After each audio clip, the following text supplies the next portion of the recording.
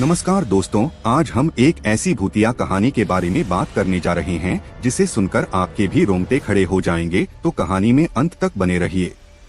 कहानी शुरू करने से पहले एक निवेदन करना चाहूँगा कि अगर आप हमारे चैनल पर नए हैं तो चैनल को सब्सक्राइब जरूर करें। आइए कहानी शुरू करते हैं।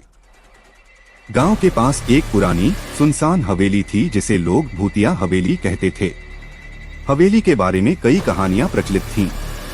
कहते हैं रात के समय वहाँ से अजीब आवाजें आती थीं और जिसने भी वहाँ कदम रखा वो कभी लौटकर नहीं आया।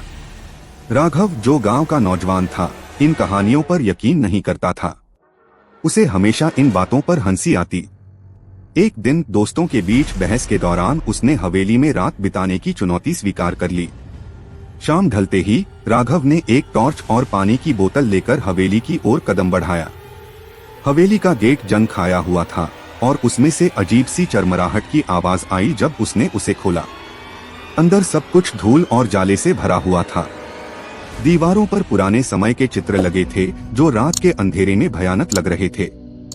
जैसे ही राघव अंदर गया उसे लगा कि कोई उसके पीछे पीछे चल रहा है। उसने पलटकर देखा पर कोई नहीं था। उसने सोचा कि यह उसका भ्रम होगा। वह एक पुराने सोफे पर बैठ गया और रात बिताने की तैयारी करने लगा। आधी रात के करीब हवेली के दरवाजे अपने आप खुलने और बंद होने लगे। ठंडी हवा का झोंका पूरे कमरे में फैल गया। तभी उसने देखा कि एक परछाई दीवार पर तेजी से चल रही है। राघव का दिल जोर जोर से धड़कने लगा। परछाई धीरे धीरे उसके करीब आने लगी। राघव ने टॉर्च जलाने की कोशिश की पर वह बंद हो चुकी थी। अब हवेली में सिर्फ गहरी खामोशी और राघव की तेज सांसों की आवाज थी। अचानक एक तेज चीख ने सन्नाटे को चीर दिया। राघव ने मुड़कर देखा तो एक औरत सफेद साड़ी में खड़ी थी। उसके चेहरे पर डरावनी मुस्कान थी। राघव ने भागने की कोशिश की लेकिन उसके पैर मानो जकड़ गए हों। वह औरत उसकी ओर बढ़ने लगी और धीरे से बोली, क्यों आए हो यहाँ? क्या तुम्हें अपनी जान प्यारी नहीं? राघव ने पूरी ताकत लगाई और दरवाजे की ओर दौड़ा। जैसे ही उसने दरवाजा खोला वह जमीन पर गिर पड़ा। सुबह हुई तो गांव के कुछ लोग उसे हवेली के बाहर बेहोश पाए। होश में आने के बाद राघव ने सारी बात बताई। वह डर से कांप रहा था।